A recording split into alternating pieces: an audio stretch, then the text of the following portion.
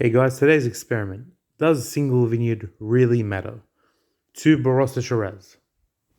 G'day guys, welcome back to the Thirsty Mason. As you saw in the opening video, we're going to be testing out whether my palate can actually discern between single vineyard and regular blended Shiraz. The exact same vineyard. However, of course, we got the one single and we got the blended of the regular vintage.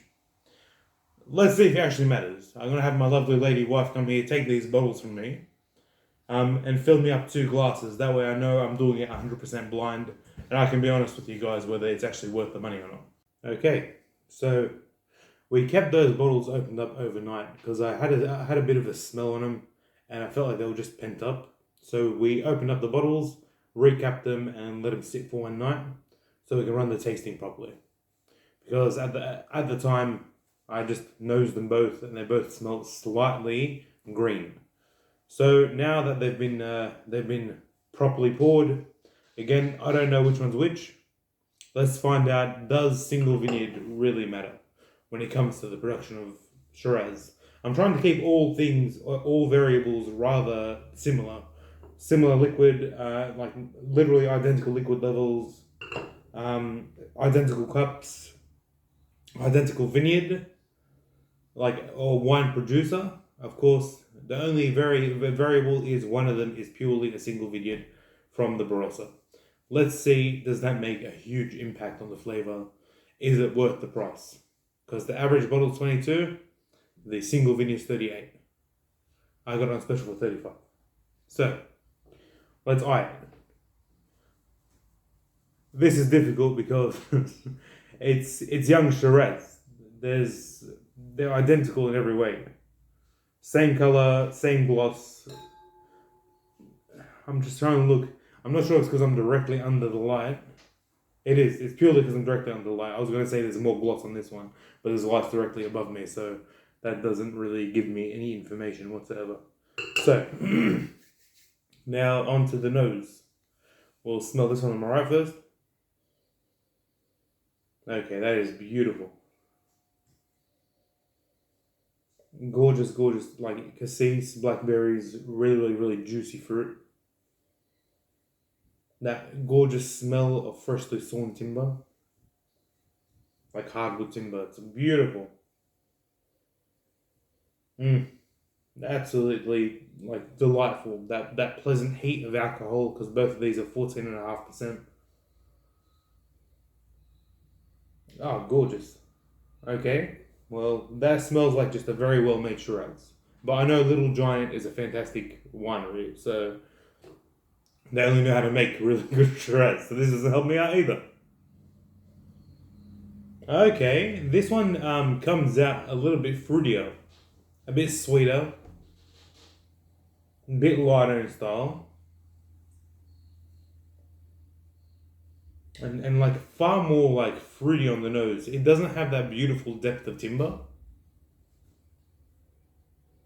And that could be a variable because if you're making a like vintage that's blended, you want to get it on the shelves rather quickly.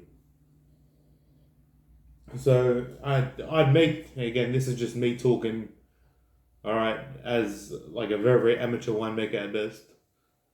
You wouldn't keep it on timber as long. That's why I feel like that beautiful essence of like cut timber hasn't like really shone through on this.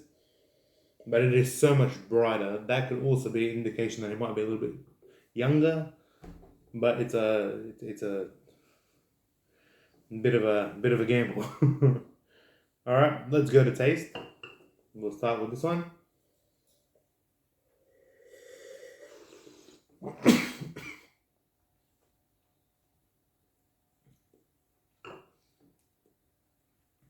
That's delicious.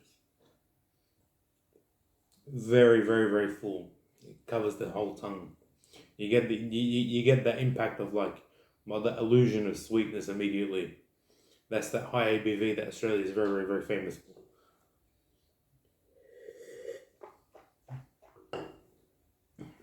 And around the edges, I'm getting that beautiful, like, deep, very well, well, um,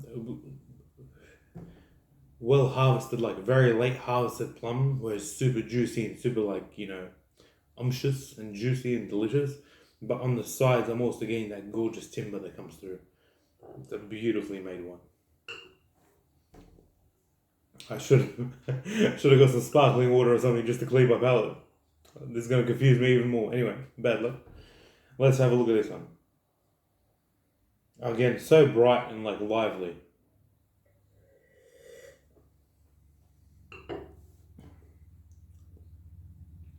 Oh, yeah. Slightly more acidic, slightly juicier. I've had this before. It's in Lebanon we have these little plums that grow, and they're actually sour plums. And you're supposed to dip them in salt and eat them. I'm getting that essence of beautiful like young sour plum. Yeah, just immediately right at the very, very back of the tongue, you get that sharpness. Again, very pleasant.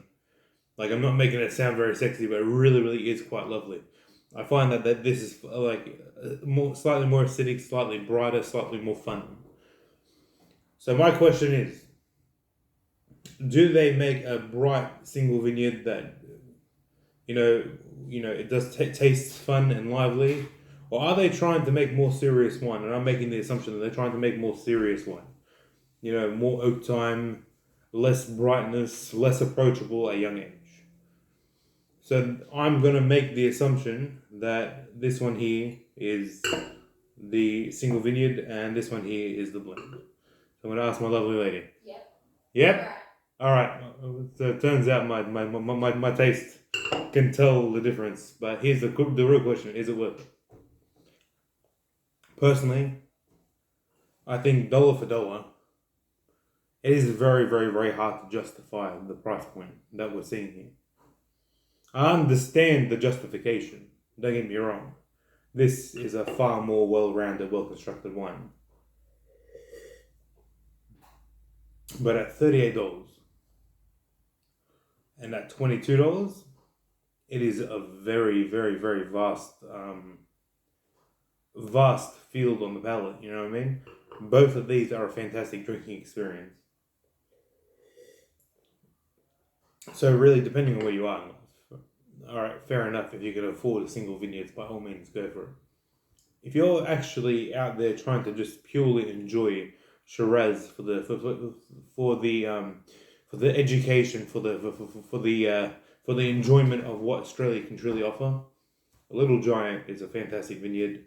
Barossa makes fantastic Shiraz, and I reckon that if you pick up anything at the $20 price point, even $18 price point, you can get an honest rendition of something that's really quite special. Anyway, guys, this is a nice little experiment. So thank you very much. Like, share, and subscribe. I hope that this illuminated something for you. Stay safe.